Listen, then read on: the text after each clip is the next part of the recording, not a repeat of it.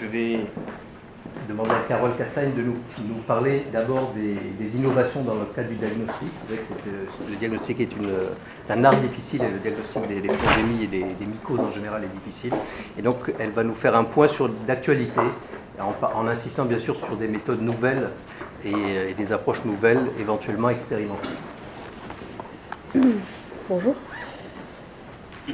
Donc je vais aborder aujourd'hui les innovations thérapeutiques dans les fongémies, diagnostic dans les fongémies. Alors tout d'abord, pourquoi innover? Eh bien tout simplement, il y a cette courbe qui est connue et déjà longuement publiée, qui montre que la mortalité augmente très fortement avec plus on laisse passer de temps avant de mettre en route une antifongithérapie. Donc le but, c'est de diagnostiquer de manière sûre et rapide. Alors j'ai pris cette belle diapo qui appartient à Grégory parce que je la trouvais bien faite. Donc au niveau des nouvelles méthodes, on va pouvoir en trouver à plusieurs moments du diagnostic. Donc tout d'abord au lit du malade, puis sur un tube de sang pris sur le malade, c'est-à-dire avant toute culture, puis sur une hémoculture positive, et enfin sur les subcultures, et nous verrons aussi des nouvelles techniques concernant la réalisation des antifongigrammes. Alors au lit du malade, en fait, c'est pas réellement un diagnostic, c'est plus, il s'agit de prédire la candidémie, donc c'est un exercice difficile. Plusieurs personnes ont essayé de mettre au point des scores prédisant donc la candidémie.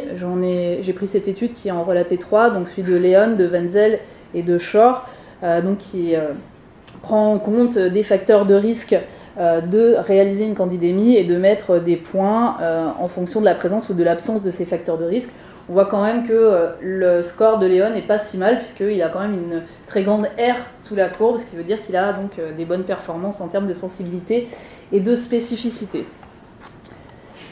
J'ai retrouvé dans la littérature d'autres indicateurs, notamment la procalcitonine qui serait moins élevée dans les candidémies que dans les bactériémies. Alors ça marche surtout avec les grammes négatifs, ça marche moins quand on compare avec les grammes positifs. L'état cachectique avec des IMC très faibles serait aussi un facteur de candidémie. Et enfin, la prise antérieure de céphalosporine prédirait la candidémie. Donc je vais m'arrêter là-dessus, puisque c'est ensuite Estelle et Cléa qui développeront ce sujet. On va donc passer maintenant aux nouvelles méthodes diagnostiques directement sur un tube de sang avant toute culture. Donc il en existe deux grands types, des méthodes qui seraient sérologiques, on connaissait les anticorps anti-Mannan, je ne reviendrai pas dessus, ils ont des performances plutôt médiocres. Et sinon, il y a toutes les méthodes qui vont concerner la détection des acides nucléiques fongiques directement sur un tube de sang. Alors qu'est-ce que c'est que les GACTA? Donc c'est un acronyme qui signifie Candida albicans Germ Tube Antibody. Et donc on va chercher à détecter des immunoglobulines G dirigées contre des antigènes du tube de germination et plus précisément contre la protéine HWP1. Et l'avantage de cette technique par rapport au Mannan serait que cette protéine HWP1 spécifique du tube de germination ne serait présente que lors de la phase d'invasion, quand la levure envahit les tissus, et pas lors des phases de colonisation, quand il n'y a pas encore d'invasion des tissus.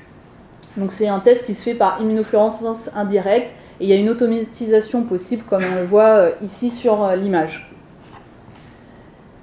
Alors la première bonne surprise, ça a été que ces GACTA ne détectent pas que Candida albicans, mais qu'ils peuvent détecter également d'autres espèces de Candida, mais par contre avec une sensibilité moindre.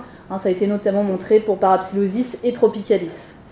Au niveau des performances du GACTA, la sensibilité oscille entre 153 et 73% selon les études, avec une spécificité qui évolue également dans les mêmes valeurs.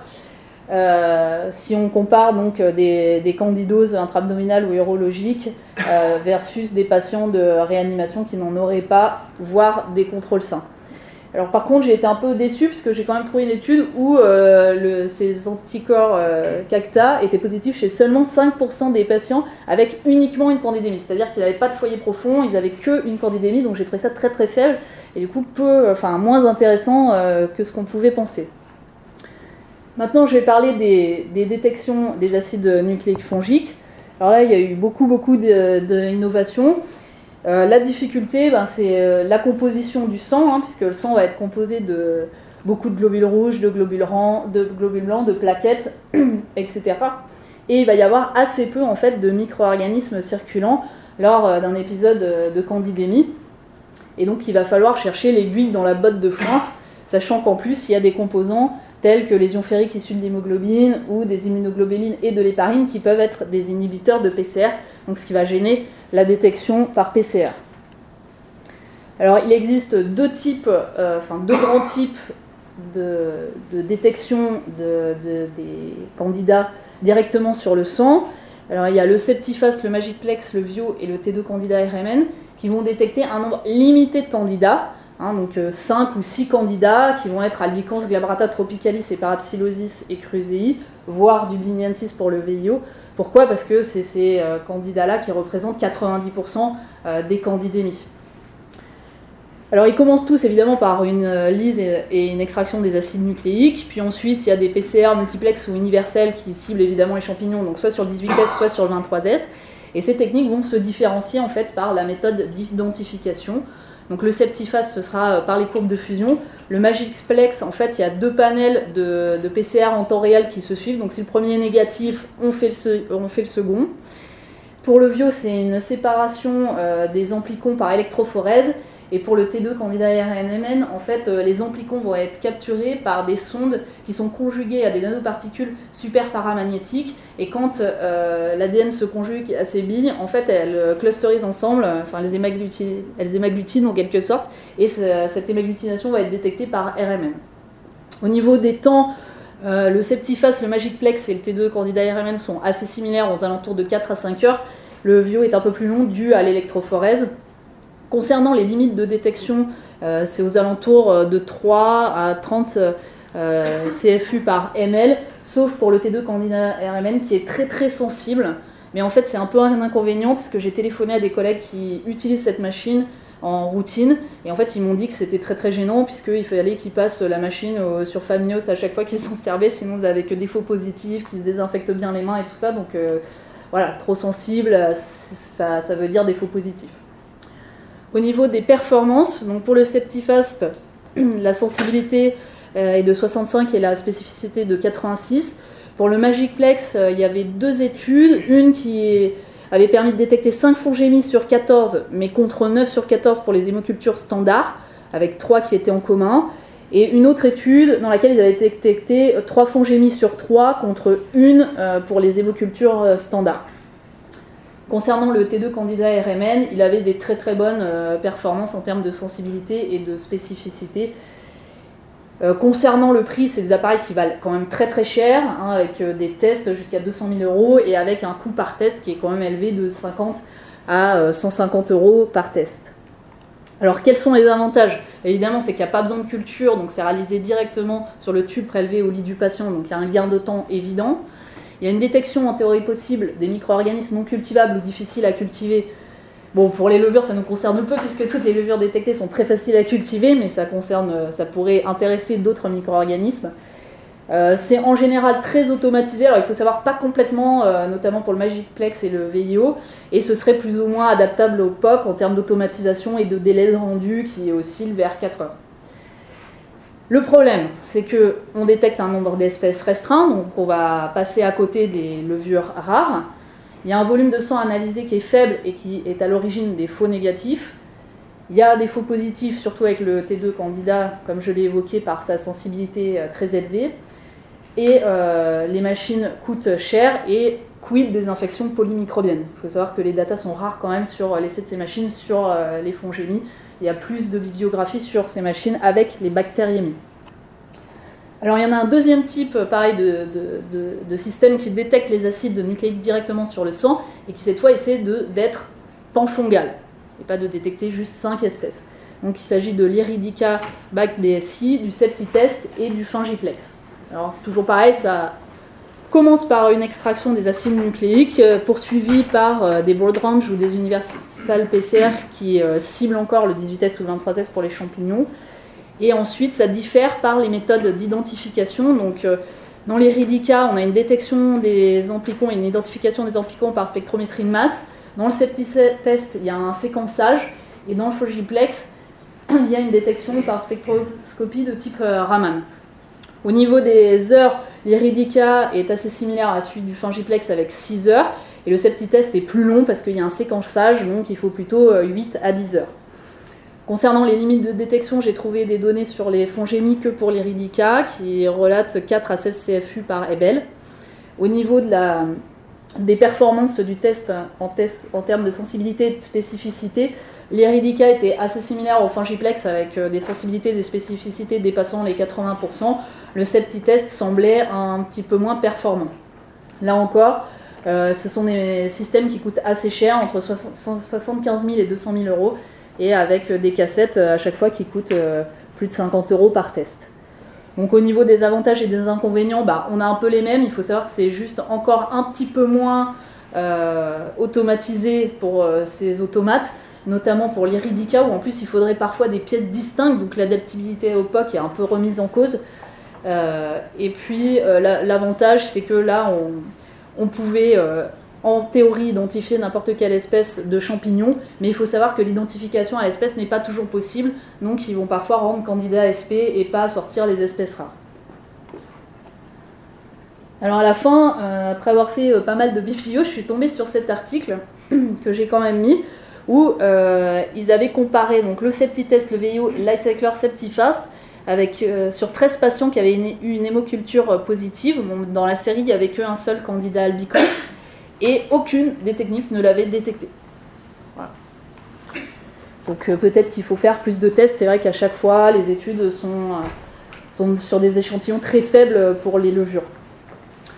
Alors peut-être un autre système qui aurait de l'avenir, ce serait la détection directement sur le sang, et cette fois par des microbilles, donc par le système Luminex, où là il y a une amplification par PCR, dont l'amplicon est marqué par de la biotine, puis ensuite l'ADN est dénaturé et il va s'hybrider avec une petite bille qui est marquée par une couleur. En fait il existe plus de 200 couleurs, paraît-il, différentes de billes. Et donc ça va s'hybrider, et ainsi il y aura deux marquages, non seulement par la bille avec la sonde complémentaire du morceau d'ADN, et aussi par la biotine. Et ensuite c'est analysé par laser pour détecter à la fois la couleur de la bille et de l'amplicon. Donc il y a cet article dans lequel ils s'en ont servi. Ils avaient mis au point deux panels, un panel de candidats avec 7 candidats, albicans, glabrata tropicalis, parapsilosis, lusitaniae, guillermondi et cruzei, et un panel de moisissures. Et ils l'ont testé sur des vrais flacons d'hémoculture, donc ils en avaient 34, et ils ont trouvé un résultat juste et positif pour 22 hémocultures qui étaient effectivement positives. Et sinon, c'était négatif pour 12 hémocs, et dans ces négatifs, si on regardait le détail, il y avait effectivement 5 hémocultures qui étaient négatives, 5 qui étaient positives à Rhodotorula glutinis, qui n'étaient pas détectées, et c'était normal puisque c'était pas dans le panel, et 2 qui étaient positives à Fusarium et qui étaient non détectées non plus, puisque c'était pas les Fusarium du panel.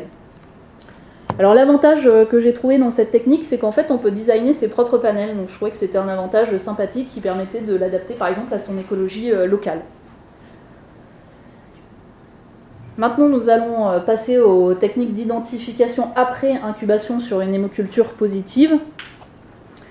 Donc là, je vais en décrire 3, dont 2 qui supposent qu'on ait fait un gramme et qu'on l'ait réussi et qu'on ait su l'interpréter, sinon on ne va pas pouvoir accéder à la suite. Donc ça rajoute une difficulté supplémentaire. Donc c'est l'Iplex, où là l'ADN, il va y avoir une amplification des acides nucléiques et qui vont s'hybrider avec 2 sondes, et une qui est marquée au ferrocène et l'autre qui est reliée à une électrode en or, et à la fin on va regarder le voltage et le ferrocène pour dire si c'est positif et à quoi. Dans l'Iplex, alors sur la cassette champignon, c'est pour ça qu'il faut déjà savoir ce qu'on a au gramme, parce qu'on va choisir la bonne cassette, comme pour les galeries API, où on choisissait la galerie API en fonction du gramme. Donc sur la cassette champignon, il y a 16 espèces de champignons, donc des candidats. Et ce qui est intéressant, c'est qu'il y a aussi des cryptocoques, du fusarium, du malassezia, du rhodotorula et du trichosporum. Et ça prend seulement 90 minutes pour le faire, donc c'est pas très long et c'est adaptable au POC si on a déjà fait un gramme. Malheureusement, dans la littérature, pour l'instant, ça a été testé sur une seule hémoculture. Et cette hémoculture était positive à Candida inconspicua, qui était malheureusement absente du panel de l'Iplex, donc ils n'ont pas eu de test positif. Sinon, après, on peut faire du FISH, donc il y a le Yeast Traffic Light PNF FISH, qui permet de détecter 5 candidats, albicans, parapsilosis, tropicalis, glabrata et cruzei. Alors, ils disent qu'ils en détectent 5. En fait, on n'en détecte pas, on ne va pas avoir l'espèce pour les 5. Il va nous les classer en fonction de leur sensibilité au fluconazole. Puisque l'albicans et le parapsilosis, qui sont en théorie de manière innée sensibles au fluconazole, vont apparaître en vert. Tropicalis, qui peut être intermédiaire, va apparaître en jaune. Et glabrata et cruzei en rouge. Donc, ce qui permettrait de se diriger sur une thérapie par fluconazole ou une autre. Ça prend aussi 90 minutes seulement pour le faire. Alors j'ai trouvé des datas sur des hémocultures monomicrobiennes où il y avait une très bonne sensibilité de 90%. Par contre, il faut savoir qu'il y avait soit des faux necks, soit des faux poses sur les polymicrobiennes. Voilà. Et le coût est quand même beaucoup moins cher que les autres systèmes. Et puis sinon, troisièmement, alors sans faire un gramme cette fois, il y a le FilmArray hémoculture, donc le BioFire, qu'on pratique ici donc pour les LCR et les gastro-entérites. Donc dans lequel il y a 5 candidats qui sont potentiellement détectables, albicans, glabrata, tropicalis, parapsi et cruzei, donc en 1 heure avec une très bonne sensibilité et spécificité. Là je dirais que c'est plutôt le coût de l'appareil et le coût de la cassette qui est cher, puisque si on regarde qu'on reçoit à l'IHU 42 000 paires d'hémocultures par an et qu'il y en a 70 qui sont positifs à des champignons, ça fait cher le test pour tous les négatifs en fait. Ça ne paraît pas cost-effectif. Ensuite, à partir du flacon d'EMOC, on peut aussi décider d'identifier les levures par spectrométrie de masse. Donc pour ça, il y a des Bruker Daltonics qui a mis au point le Sepsis Typer Kit.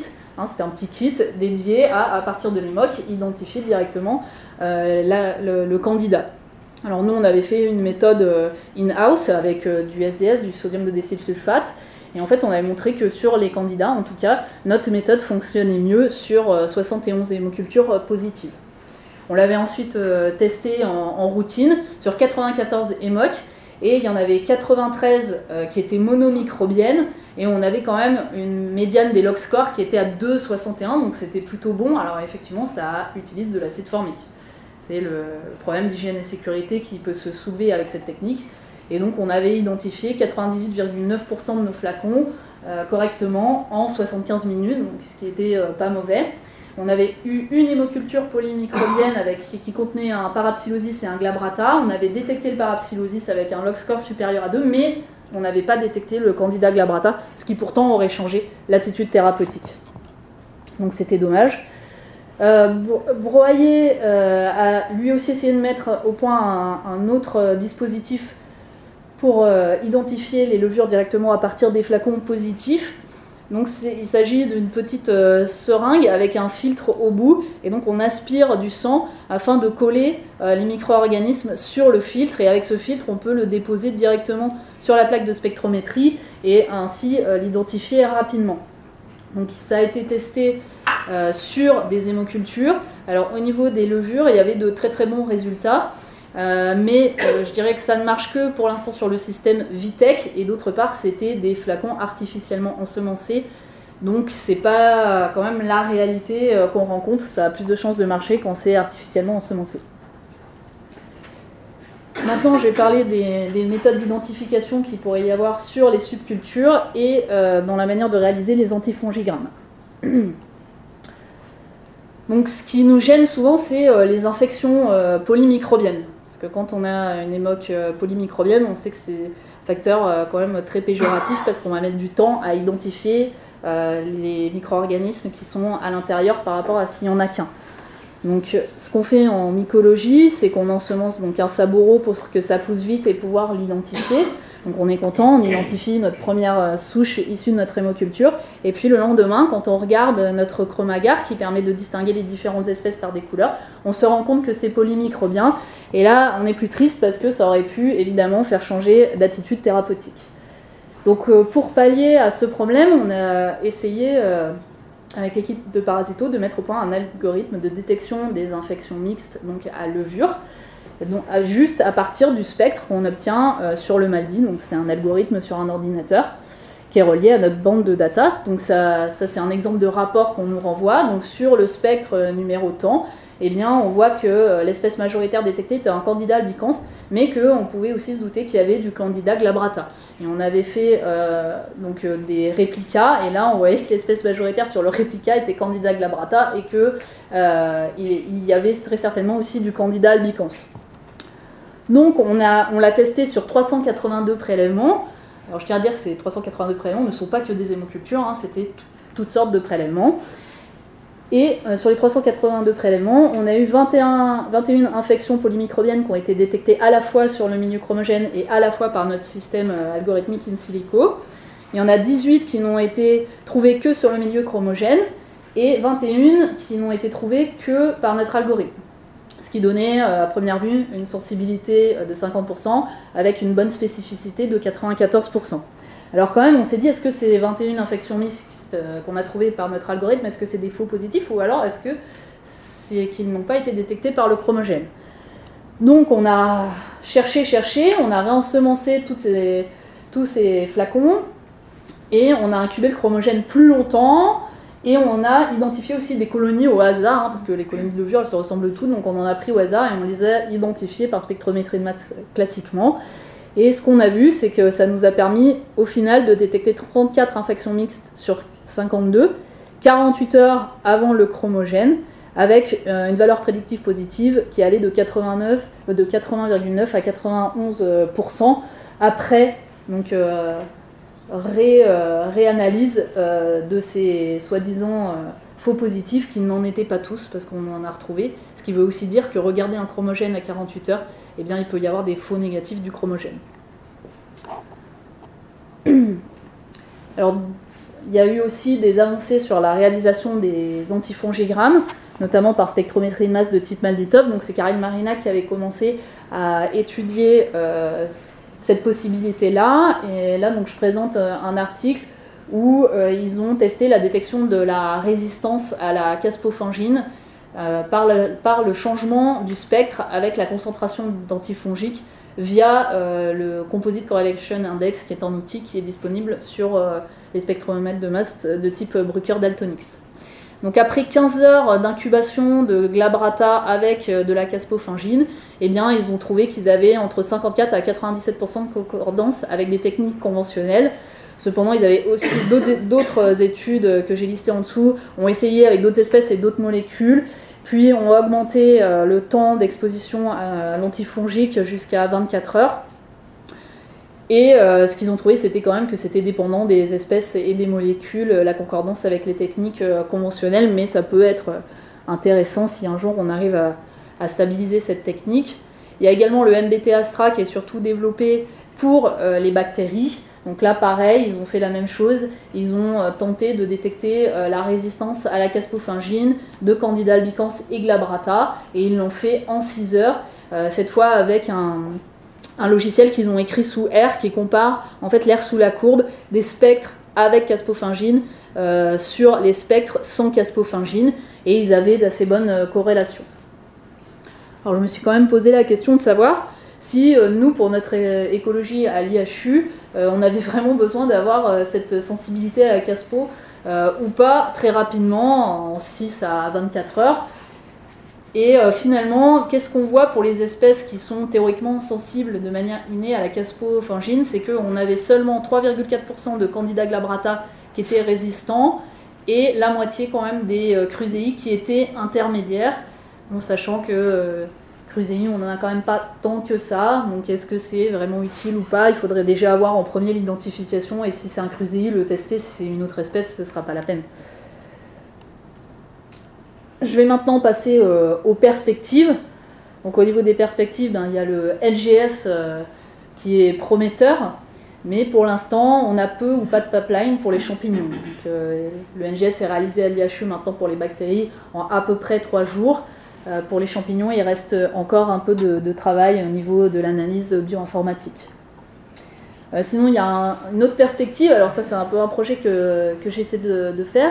Donc avec des plastiques micro-organismophiles. Généralement, on n'aime pas les plastiques qui font des biofilms, puisque chez les patients, on essaie plutôt d'avoir des plastiques qui ne forment pas de biofilm. Et je me suis dit, finalement, le problème, c'est la solution. Si personne veut ces plastiques qui forment des biofilms, moi, je veux bien, je vais trouver quoi en faire. Et je me suis dit qu'on pouvait insérer un petit stylet plastique de ces plastiques qui seraient très micro-organismophiles. Et comme ça, on pourrait retirer le bouchon de l'émoc une fois que ça aurait poussé et directement le déposer grâce au stylet sur la plaque MACD, voire même après ensemencer les géloses, faire un ATF, l'envoyer en biomal, etc. Et puis le coupler à l'algorithme de détection des infections mixtes. Donc pour ça, on travaille avec des chimistes qui sont spécialistes des chimies des polymères. Et puis sinon, ce dont tout le monde parle, c'est plutôt de l'intelligence artificielle. En général, dans les revues, ils appellent ça la dernière frontière. Donc comment ça marche? Eh bien pour ça, il faut en fait capter toutes les données de son patient. De plus en plus, on essaie de nous vendre de la surface connectée. Google et Apple l'ont certainement encore mieux compris que nous. Ils vont nous vendre des montres connectées pour nous dire qu'on est tachycarde, et en même temps avec notre position Google ou notre trajet Waze, ils vont savoir qu'on allait à la pharmacie ou qu'on a croisé un tel qui lui a déjà la grippe. Et donc ils vont nous dire vous avez la grippe. Ils vont faire le diagnostic. Donc peut-être au lieu de le laisser aux mains d'industriels qui seront certainement peu scrupuleux, peut-être qu'il faudrait s'en emparer et donc faire de l'intelligence artificielle. Donc je pense plutôt que c'est un projet pour Hervé Chaudet, parce que moi j'y comprends rien. Mais et ensuite analyser donc ces datas qui en fait essaient de dupliquer les vivants, comme on l'a vu avec le taux de procalcitonine, le nombre de globules blancs, etc.